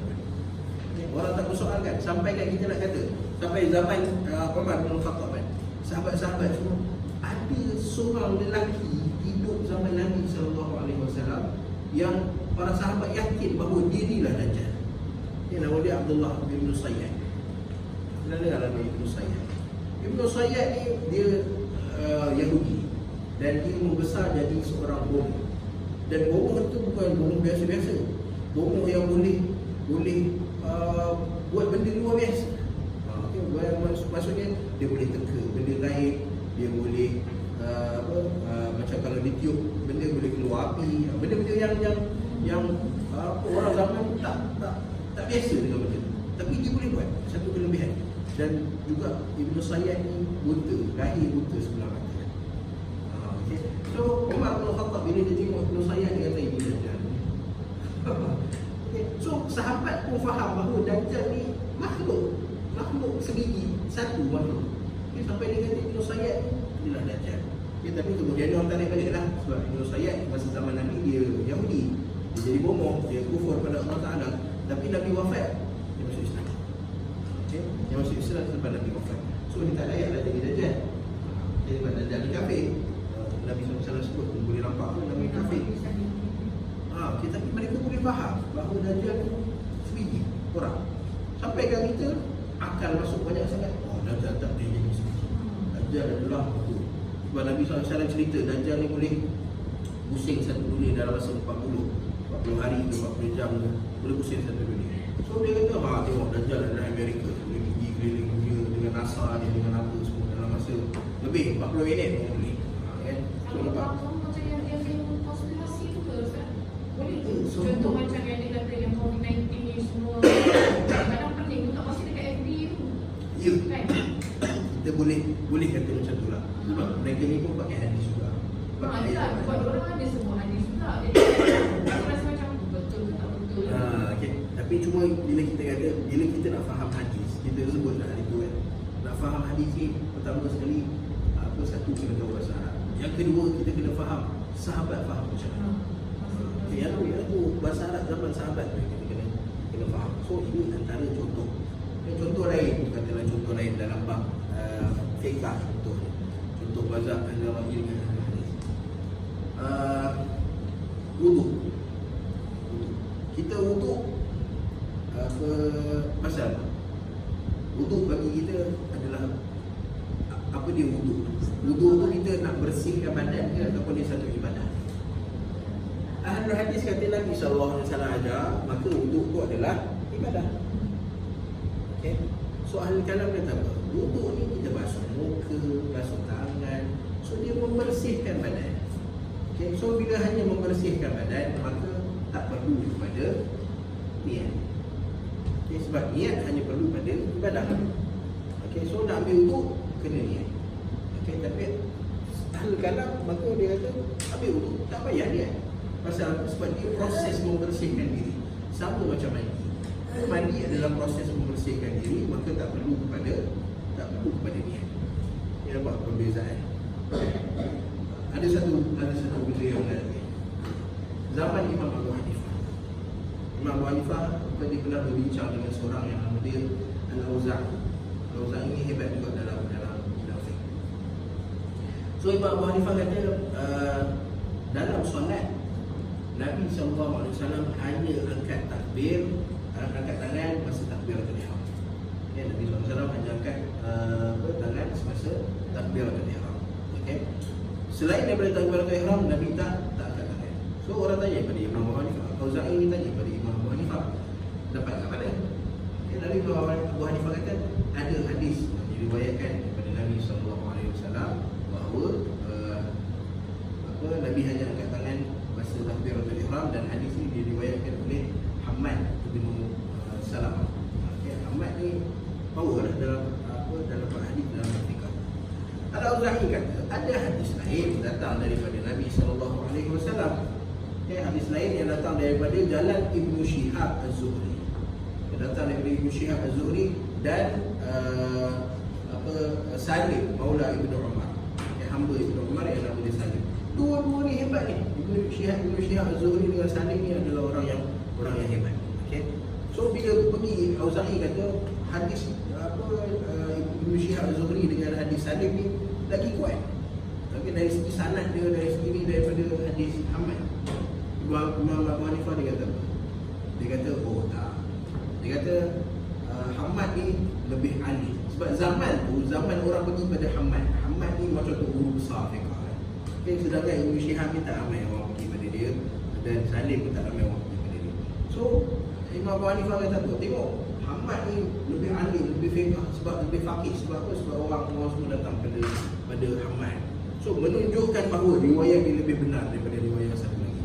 Nampak dia pakai apa untuk justify pandangan yang dia gunakan. Dia tak tengok sangat, dia tak tengok sanad, dia tak tengok riwayat, dia tak tengok perawi, tapi dia tengok orang yang hadir pada waktu tu. Okay. Kelas dia ni lebih ramai daripada yang ni, so dia lebih alim daripada yang tu. Nampak? Dia pakai akal. Itu zaman aklani, zaman kalam. Sebab tu zaman selepas tu Imam Syafi'i, Imam Ahmad bin Hanbal dia dah tengok zaman tabi'in. Zaman di mana orang kritik ni memang rapat dia kritik. Al-Kalam. Cuma Al-Kalam ni dia bawa pasal apa? Sebab tadi kita cerita pasal politik di mana Abbasiyah. Okey, Abbasiyah dia nak Imam Malik, mazhab Imam Malik jadi mazhab dia, tapi tak dapat. Okey. Lalu apa dia buat? Siapa? Dia seolah-olah dia offer tender siapa nak jadi mazhab rasmi. So yang dapat masuk jadi mazhab rasmi adalah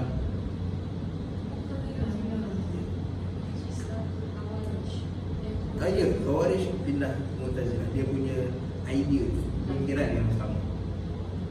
Okay. So zaman ni lah, zaman Imam Syafi'i masuk penjara, Imam Ahmad masuk penjara, Imam Bukhari masuk penjara, semua masuk penjara pada zaman ni. Zaman Abbasiyah, zaman tabi'in. Pasal apa? Lawan golongan Ahlul Kalam. Okay. Malang ni dia orang punya perjuangan zaman dulu sampai kat sekarang, orang kata kita kena ikut Ahlul Kalam. Zaman sekarang reject ahli kalam ni satu benda yang besar. Satu benda yang besar lah. Sedangkan mazhab asal kita adalah mazhab Ahlul Hadis. Ini mazhab asal kita. Mazhab yang orang mempertahankan ajaran Nabi SAW. Tapi dia makin hilang. Pasal apa? Politik. Mazhab hadis masih ada sekarang yang Dr. Zaini pakai, Dr. Mazhab pakai, Dr. Kamil Jamil itu semua ramai lagi. Kalau Apa masuk definition mazhab? Tak semestinya mazhab daripada perkataan zahaba. Zahaba ni pergi ataupun ikut. Zahaba ni nak kata apa? Laluan. Zahaba ni pergi. Maksudnya bila kita nak pergi tu ada laluan, mana kita lalu. So mazhab ni adalah laluan. dan mazhab ahli hadis dia Jalan. mazhab Syafi'i atau Boleh. Dia boleh. Hatta Syiah pun boleh jadi mazhab ahli hadis. Okey, tapi secara umum dia Syiah adalah mazhab ahli kalam. Dia sebab semua pakai akal. Okey, Syiah ni lagi power. Syiah kita tadi kita tengoklah perkembangan dia. Bila dia dah makin malak, dia akan naikkan macam. So dia naik balik macam mana? Dengan dia kata bahawa imam-imam dia ni adalah jelmaan Tuhan atas dunia. So orang pergi pada dia. Okey, nak berinteraksi dengan Tuhan, tak nampak Tuhan kan? So bila bagi tahu ini jelmaan Tuhan, orang akan pergi. Zaman Nabi Musa dah jadi benda sama, zaman sekarang pun jadi benda sama. Okey. So ini contoh kesan masuknya kalam. Tapi kita dah sampai kat sini. Sebenarnya kena cerita awal lagi. Kena cerita macam mana masuk ni mazhab kalam ni. Okey. Tadi cerita pasal politik ya. Okey. So dari segi politik tadi bila berlaku peralihan kuasa, di mana mazhab Bani Umayyah pakai mazhab sahabat, masuk dekat Abbasiyah dia pakai mazhab yang open, sangat open. Okay, maksudnya siapa-siapa je boleh berhujah, boleh masuk ke raja, boleh masuk ke khalifah apa semua. So menyebabkan yang menang akhirnya adalah Mu'tazilah. Sebab nampak pada zaman tu Mu'tazilah ni lebih beragama. Sebab apa? Mu'tazilah pandangan dia adalah siapa buat dosa besar kafir. Itu lebih power agama berbanding dengan siapa buat dosa besar hari kiamat nanti bawah kehendak Allah Taala. Boleh Allah Taala nak ampunkan dia, boleh Allah Taala nak hukum dia. So tak nampak kuat sangat tu. Sebab kadang-kadang ada sebahagian manusia dia nak beribadah pada Allah Subhanahu Wa Taala. Dia nak ibadah ni dia mesti datang dengan kepayahan dan kesusahan. Lagi susah maksudnya lagi hebat ibadah kita. Ya, sebab tu bila nak tunjuk cinta pada Nabi SAW apa? Tak tunjuk cinta pada Nabi SAW. Macam mana orang tunjuk cinta? Ya, maksudnya dengan satu dengan berselawat banyak-banyak. Pagi buat majlis apa semua 2-3 jam berselawat. Tapi ada benda yang daripada zaman dulu sampai sekarang orang buat penat. Tapi nak tunjuk cinta pada Nabi SAW. Apa dia? Berarak. Berarak dia angkat spanduk. Angkat spanduk sebab dia rasa nak tunjuk cinta pada Nabi SAW mesti dengan kepenatan. Mesti kena berarak kan. Dah sama macam ada pawali baru ni kan. Di pawali nak bagi tahu dia punya pada dewa dia, pada Tuhan. Dia berarak jauh daripada kampung. Ada yang daripada Masjid India pun jalan pergi ke mana dia. Nak tunjukkan kepenatan. Kita nak bagi tahu bahawa agama Allah Taala nak tengok ni bukan berdasarkan penat tak penat, tapi kualiti. Allah Taala nak tengok kualiti ibadah. Tapi orang tak faham pasal ni. Antara yang tak faham zaman ni, zaman Mu'tazilah. Dia nampak bahawa ibadah ni dia mesti kena power buatnya. So dapatlah siapa yang buat dosa besar kufur pada Allah Taala itu lebih kuat agama dia daripada yang lain. Okey. So perkembangan yang apa yang berlaku dalam perkembangan yang zaman ini? Yang pertama adalah pembukuan. Pembukuan apa? Ini adalah benda yang berlaku pada zaman separuh bahagian Umayyah masuk pada Abbasiyah. Pembukuan hadis. Dan sebab tu munculnya gerakan ahli hadis. Gerakan anti hadis. Pasal apa? Pasal pembukuan hadis. Sebab kenapa kita tolak kitab Taurat dan Injil? Kenapa kita tolak kita Taurat dan Injil yang ada sekarang? Bukan alih bahasa, sebab dia ditulis ratusan tahun selepas kewafatan Nabi-Nabi tu. Kitab Taurat hilang. Kitab Taurat zaman Nabi Musa AS hilang. Kemudian muncul balik kitab Taurat ketika mana zaman Nabi Daud AS nak bagi Allah Ta'ala ceritakan Talut, nak nanti Talut tu jadi pemimpin. Bukti dia Allah Ta'ala bawa datang kitab Taurat. So kitab Taurat datang balik. Kemudian kitab Taurat hilang. So bila kitab Taurat hilang, apa jadi? Orang hilang rujukan. Okay, maka dihimpunkan selepas ratusan tahun, 300 tahun, 400 tahun lepas hilang kitab Taurat, maka dihimpunkan orang-orang yang hafal Taurat, maka tulis semula Taurat. Ditulis semula Taurat. So bila ditulis semula, maka ada tempat-tempat orang lupa. Sebab zaman kitab Taurat bukan macam Quran yang dah disalin. Zaman Nabi SAW kita siap tulis apa semua. Kitab Taurat hilang, tak ada orang salin, semua hafalnya. Okay, so bila ditulis balik lepas 300-400 tahun, apa jadi? Yuharrifuna al-kalimah. Allah Ta'ala kata orang-orang Yahudi dengan Nasrani ni, apa kitab Taurat dengan Injil, mereka selewengkan. Semua tulis apa ikut dan ikut suka, ikut raja dia pada zaman tu nak cakap apa, ikut orang-orang besar zaman tu nak cakap apa. So berlaku penyelewengan terhadap Taurat dengan Injil. Disebabkan apa? Disebabkan lewat yang mereka tulis, bukukan kitab Taurat. So kalau kitab Taurat tu hilang, setahun lepas tu mereka dah bukukan, orang akan terima. Pasal apa? Hafalan tu masih ingat tu. Tapi dah lepas ratusan tahun, maka akan berlakulah kekurangan. Okay? So benda yang sama. Pembukuan hadis mula berlaku pada tahun 60 ataupun 70 Hijrah. Okay? Sedangkan Nabi SAW wafat tahun 11 Hijrah. So berapa tahun? 50 tahun lebih. 50 tahun, 59 tahun beza antara Nabi SAW wafat dengan pembukuan hadis. So menyebabkan orang tanya, betul ke hadis yang dibukukan ni? Yang Bukhari bawa datang ni betul ke? Muslim bawa datang ni betul ke? Dan orang pertama yang membukukan hadis adalah Ibn Shihab Az-Zuhri. Ibn Shihab. Ibn Shihab Az-Zuhri dia membukukan hadis atas perintah Umar bin Abdul Aziz. Ini zaman pembukuan pertama hadis.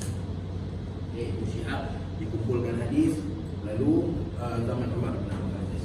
Tapi kumpulan dia biasa-biasa je, sampai Imam Malik keluarkan dia punya Muwatta, baru nampak jelas pembukuan hadis. Dan oleh kerana pembukuan ilmu bermula dengan pembukuan hadis, maka yang lain-lain pun ikut sama. Tafsir pun dulu mana ada tafsir macam kita punya tafsir sekarang ni, tulis, detail, syarah, tak ada. Dulu tafsir semua macam hadis. Qala Nabi SAW fi ayat kata-kata. Semua hadis. Okay. Lalu muncul gerakan anti hadis pada zaman mutaakhir, zaman terkemudian. Zaman ni orang tak bersoal. Sebab yang buat Ibn Shihab dan yang suruh pula Umar bin Abdul Aziz, dua-dua orang hebat. So orang tak persoalkan apa yang mereka buat. Okay, tapi zaman sekarang ni mula ada orang persoalkan bila dia kata jarak 50 tahun ni, 60 tahun jarak. So macam mana kita nak buktikan bahawa benda yang dibukukan tu benda yang betul-betul datang daripada Nabi SAW? Jadi so nampak dia punya isu dia. Dia sebab tu golongan hadis ni ramai orang pergi pada dia. Pasal apa? Kes yang sama macam Taurat dengan Injil. Okay? Cuma yang mereka tak perasan adalah hadis-hadis Nabi SAW dipelihara oleh hafalan-hafalan. So sampai kan orang yang nak bukukan, Ibn Shihab Az-Zuhri, dia nak bukukan hadis Nabi SAW. Dia bukan yang main dengar, dia kata, oh ni hadis Nabi. Mereka cari sebiji-sebiji perkataan, lafaz Nabi guna, Nabi SAW guna lafaz apa, detail cari. Dapat daripada orang ni, dapat daripada orang ni, kumpul orang ni semua untuk dapatkan hadis Nabi SAW. So itu kita Ibn Shihab. Susah kerja dia. Quran ni senang, Nabi SAW baca, sahabat hafal macam tu. Tapi hadis ni sampai sekarang ada orang bila dia riwayatkan hadis, dia riwayatkan dengan perkataan memang sepiji-sepiji. Tapi ada orang riwayatkan hadis, dia riwayatkan dengan makna. Dia guna perkataan dia sendiri. Lalu belakang tu nanti dia kata au kama qala sallallahu alaihi wasallam. Pasal apa? Sebab dia riwayatkan dengan perkataan dia sendiri. Okey, so jadi masalah. Okay, so benda yang Ibn Shihab buat ni benda yang sangat sukar. Memang dia pergi cari sahabat-sahabat Nabi yang masih ada. Dia pergi cari tabi'in yang menghafal daripada sahabat-sahabat Nabi untuk dapatkan hadis, untuk pembukuan hadis. Dia start yang lain-lain semua sendiri. Ini antara benda yang berlaku pada zaman Umayyah dengan permulaan Abbasiyah. Okey, itu yang pertama. Yang kedua adalah penterjemahan.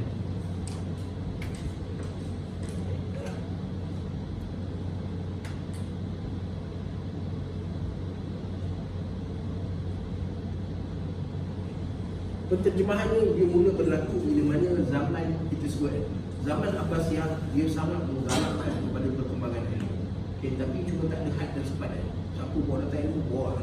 Okay. So antara benda yang orang usahakan pada zaman Abbasiyah ni adalah penterjemahan. So nak terjemahkan apa? Okay. Nak terjemahkan bahan yang datang daripada luar. Dan bahan yang datang daripada luar ni yang ada dalam masyarakat waktu itu adalah daripada Rom dan Parsi. Okay. Cuma bila nak terjemahkan bahan daripada Parsi, apa benda nak diterjemahkan? Sebab daripada Parsi ni adalah masyarakat yang mempertuhankan raja dia. Okay. So raja dia adalah Tuhan. So apa raja dia cakap, itulah fatwa, itulah hukum dan undang-undang. Okay. So kalau kita pergi pada orang macam ni, rasa mereka ni nak menulis? Tak menulis. Pasal apa? Tulis-tulis hari ni lain dengan raja dia kata, hilang. Tak ada. So Parsi ni dia tak banyak keluarkan sebenarnya. Tetapi bila pergi pada Rom, maka kita dapati Rom ni dia adalah gabungan daripada Kristian, daripada Nasrani, dan dia adalah gabungan daripada Yunani, Greek purba, yang ada Aristotle, Socrates, Plato. So ada so orang Rom ni dari segi perkembangan ilmu memang mereka sangat suka kepada ilmu. Okay.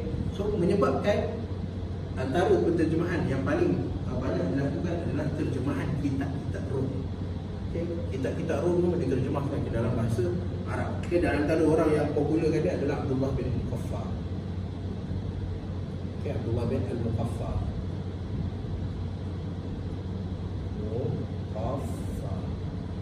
Dia kata Muqaffa. Abdullah bin Al-Muqaffa dia punya sebab tak ramai orang yang tahu bahasa orang dulu bangga dengan bahasa Arab. Sekarang ni bahasa Arab orang tak pandang.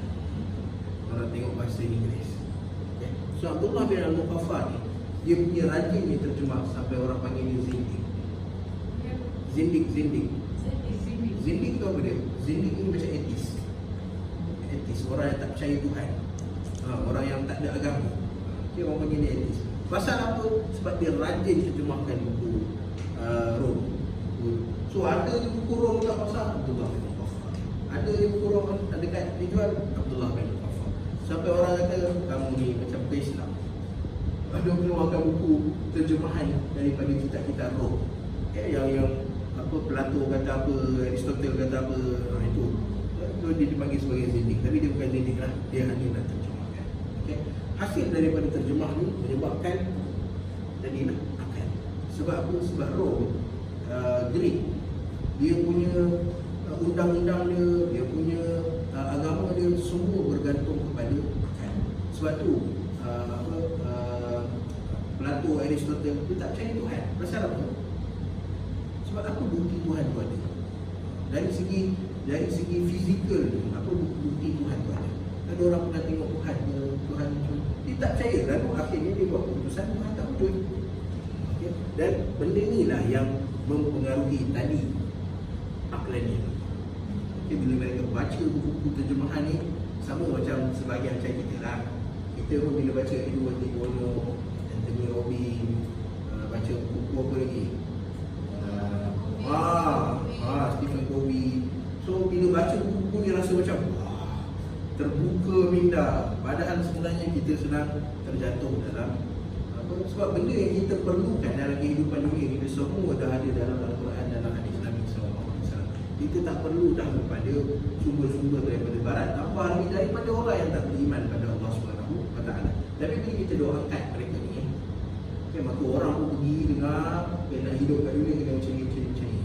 Itu yang ada survival of the fittest, apa lagi dia punya banyak ada benda yang keluar disebabkan oleh orang lari daripada Al-Quran dengan hadis pergi kepada sumber-sumber daripada barat. Okay, so itu penterjemahan kesan dalam masyarakat. Okey. Dan dari segi ilmu pula tadi kita cerita kan, bila ada politik dan terbuka pula politik ni, dan tambah pula Abbasiyah punya polisi dia open. So akhirnya mengeluarkan dua pandangan. Okey. Dua pandangan dari segi ilmu, iaitu mazhab Ahlul Ra'yi dengan Ahlul Hadis. Siapa yang keluar dulu? Yang keluar dulu ni. Okay. Sebab asal zaman Bani Umayyah ini masalah politik. Masalah politik bila satu ideologi dia kalahkan satu ideologi yang lain, dia nak pastikan bahawa ideologi yang satu lagi itu hilang terus. Dia tak nak ada kesan, tak nak ada sakit bagi. So benda yang sama Abbasiyah buat pada Umayyah. Ada benda yang Bani Umayyah buat baik, macam contoh benda yang ikut para sahabat ni adalah benda yang baik. So nak ubah benda tu, maka dia akan bawa kepada benda yang lebih dahsyat, lebih teruk. So bukti dia muncul Ahlul Ra'yi. So Ahlul Ra'yi ni muncul bagaikan cendawan. Dekat Makkah ada, Madinah ada, dekat Syam ada, dekat Baghdad, semua tempat ada Ahlul Ra'yi ni. Okay. Menyebabkan orang nak balik semula kepada zaman Nabi SAW. Okay. Dia perlukan untuk balik kepada zaman Nabi SAW. So bila nak balik pada zaman Nabi SAW, maka muncullah satu golongan Sufi. Sufi ni keluar dulu. Pasal apa? Sebab zaman tu orang terlalu kejar dunia. Sekarang masih dalam zaman tadi, tapi yang Ustaz cerita cuma mengikut kronologi lah. Dalam zaman tadi. Lepas yang Ar-Ra'yi dan Al-Hadis keluar pada Sufi ni keluar masa ni. Keluar pada zaman ni. Zaman di mana orang dari segi politik dia tengah bergaduh sesama sendiri. Orang untuk mengejar kemewahan, orang untuk yang belajar ilmu pun belajar ilmu kerana nak mendamping dengan khalifah. So keluar orang Sufi yang kata kita kena jauhkan diri kita daripada dunia. Sufi yang apa dia ada uzlah. Dia panggil istilah apa dia panggil? Dia beruzlah. Ada dia punya istilah ni, saya tak ingat. Sufi itu datang daripada zaman Nabi SAW. Ada orang yang hidup dia dalam masjid, beribadah, belajar ilmu.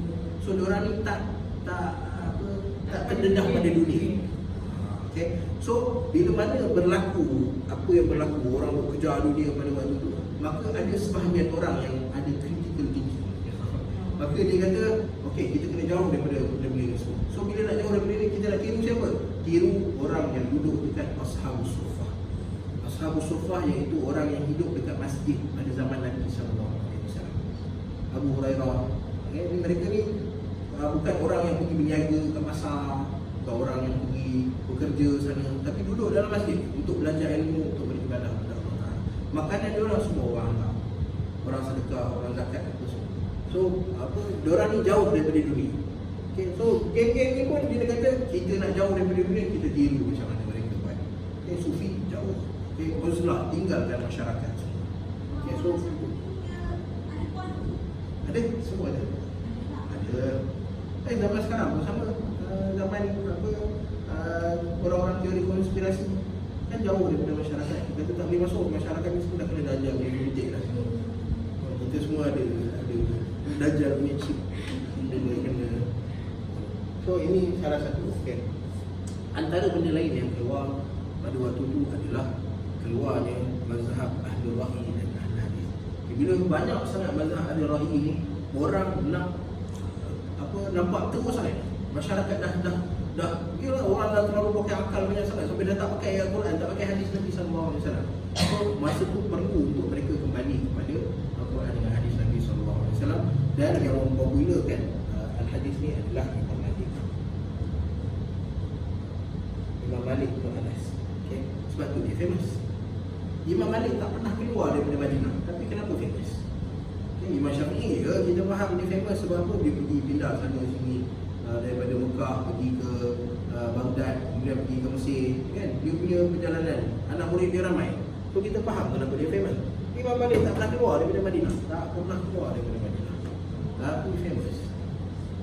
Sebab dia adalah ni orang yang bawa hadis pada zaman orang pergi pada orang terlalu kagum pada al-kalam, orang terlalu kagum pada akal, tiba-tiba keluar Imam Malik bagi tahu kita kena balik semula ikut hadis Nabi sallallahu alaihi wasallam, ikut Al-Quran. Ini masyarakat, sebab tu saya minta tepi. Dari segi masyarakat keluar orang sufi yang nak tahu daripada ini.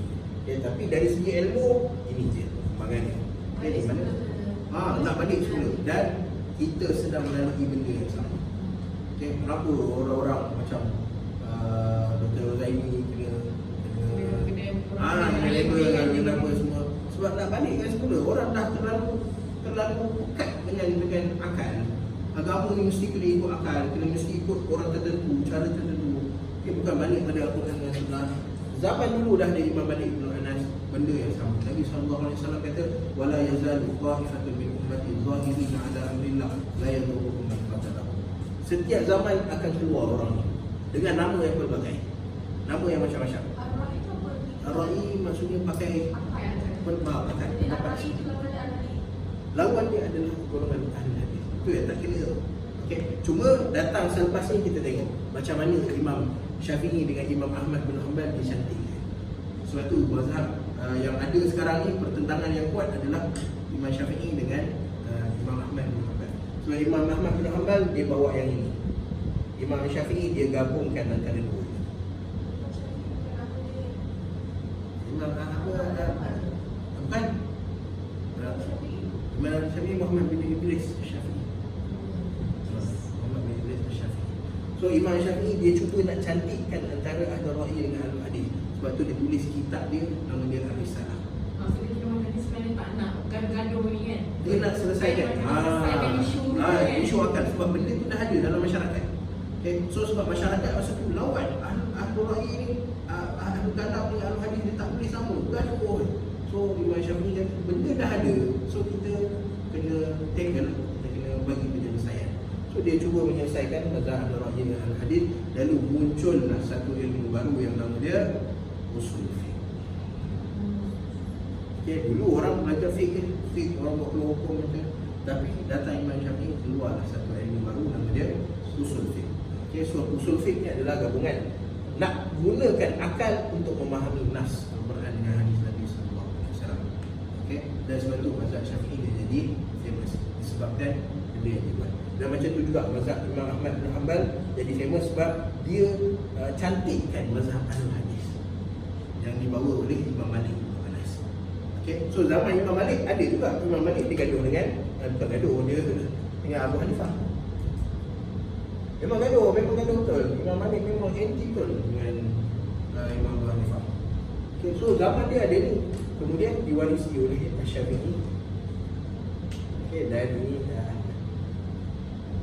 sebab tu sampai sekarang ni mazhab Syafi'i dengan mazhab Ahmad dia agak kritikal. Sama, ini bila ni? Ini tahun 200 lebih Hijrah, sekarang dah 1400. Dunia lama orang gaduh. Sebab bila kita nak balik dia ada sebahagian pandangan Imam Syafi'i memang kita boleh pertikai. Sebab dia memang asal kena pakai mazhab Al-Hadis lah. Mazhab yang dibawa oleh yang dibawa oleh Imam Ahmad bin Hanbal. Tapi pada masa yang sama Imam Syafi'i buat benda yang cantik. Sebab apa, benda dah ada. Aklannya ni banyak sangat. Orang yang menggunakan akal banyak sangat. So takkan kita nak reject semua dia orang nak pergi. So kita ambil, kita cuba harmonikan. Tapi Ustaz macam ada orang kalau macam dia kata yelah kan disebabkan mazhab ni kan dia jadi macam berbeza-beza kan. Lepas tu dia tak nak ikut mazhab tu. Boleh tu. Maksudnya dia nak macam apa yang Nabi cakap yang tu je. Sebab dia nak bawa balik kan ni zaman tabi'in kan. Dia orang nak bawa balik kepada zaman sahabat. Zaman sahabat di mana orang semua nak beragama, nak beribadah semua berdasarkan Al-Quran, hadis. Kalau tak salah, jadi tak salah. Maksudnya kalau macam contoh macam dia tolak, maksudnya dia tolak macam mazhab dan dia katakan dah berbeza-beza apa semua kan. Syafi'i sebenarnya buat macam ni. Tapi yang mazhab ni dia kata, okay, sebenarnya macam ni pun boleh, macam ni pun boleh. Tapi dia kata nak ikut yang keluarga Nabi, Nabi buat saja. Dari satu segi benda yang dibawa tu betul. Okey, tetapi pada masa yang sama dia kena berhati-hati. Sebab bila dia kata dia tak nak ikut mazhab, apa yang kita boleh faham? Bila dia kata tak nak ikut mazhab, maksudnya mazhab ni semua Tak betul lah. masalah, dan itu masalah yang sangat besar. Okay, takkan kita nak kata Imam Syafi'i bawa benda mengarut, Imam Ahmad bawa benda mengarut. So mazhab ni semua ada dia punya, dia keperluan dia ada.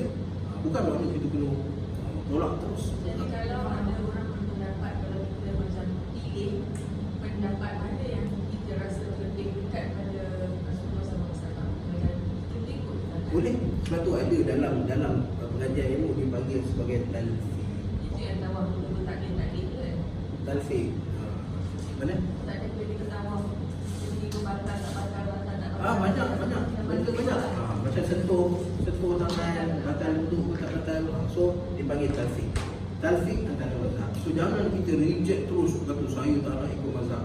So bila dia kata tak nak ikut mazhab, seolah-olah macam imam mazhab ni bawa ajaran sesat. Okay? So kita pegang pada mazhab, tetapi bila mazhab, hatta imam-imam ni pun dia kata apa? Dia kata kalau kamu nampak macam Imam Syafi'i, apa idza ra'aitum qawli, apa yu'aridu qawla Rasulillah sallallahu alaihi wasallam, fadribu bi qawli Abdul Halim. Kalau kamu tengok kata-kata aku ni, pandangan aku ni tak sama dengan pandangan Nabi sallallahu alaihi wasallam, tak sama dengan kata-kata Nabi sallallahu alaihi wasallam. Dia kata apa? Ambil kata-kata aku capai Nabi ni. Sebab mereka tahu. Mereka bawa pandangan berdasarkan apa yang mereka tahu. Tapi kemungkinan berlaku salah. So bila salah, ambil kata-kata Nabi sallallahu alaihi wasallam. So benda tu yang nak dibuat sekarang ni dekat Malaysia. Datang Dr. Mazhar, Dr. Rozaki bukan nak kata tak ada mazhab, tapi kita pakai mazhab Syafi'i. Cuma bila mazhab Syafi'i, pakailah akidah Imam Syafi'i juga. Kenapa mazhab Syafi'i tapi nak pakai akidah Imam Asy'ari? Kalau Imam Syafi'i dia tak tulis akidah, tak apa. Imam Syafi'i ada akidah dia, ada anak murid dia tulis akidah dia. Dan apa kalau dalam bab fiqah contohnya, dalam bab fiqah kita pegang mazhab Syafi'i. Tetapi kalau kita tengok mazhab Syafi'i ni, kata-kata Imam Syafi'i, pandangan Syafi'i hari ada pandangan yang lebih kuat, maka kita ambil dulu pandangan Syafi'i, kita ambil pandangan yang lebih kuat. Itu dia yang kita nak buat. Hatta kalau kita kata dalam mazhab Syafi'i pun tu sebab ada banyak kritikan yang berlaku.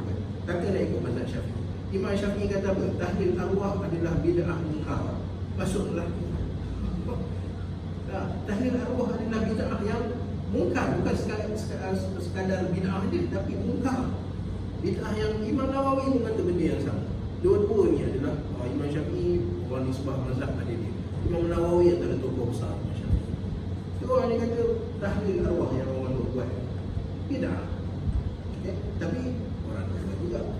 Kan? So maknanya kita bukanlah ikut sepenuhnya mazhab Syafi'i. Sebab tu kita kata benda yang orang nak bawa sekarang ni bukanlah benda yang bila kata ikut Quran, ikut hadis, bukanlah maksudnya tinggalkan mazhab.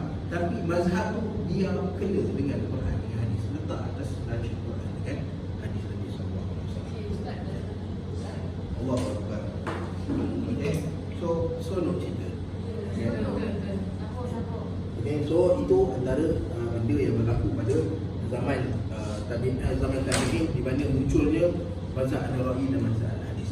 So bila keluar mazhab ni, keluar mazhab An-Ra'i dengan hadis, maka keluarlah juga guru-guru mazhab. Okay, bila keluar mazhab, keluarlah tok-tok guru dia. Yang mazhab An-Ra'i ada tok-tok guru dia, mazhab Al-Hadis ada tok-tok guru dia. Okay, dan kemudian kita akan tengok zaman tabi'in nanti orang dah tak ikut dalam mazhab-mazhab ni, orang akan ikut guru. InsyaAllah. Okay, boleh. So sebelum kita tutup, ada soalan? Tak ada, alhamdulillah.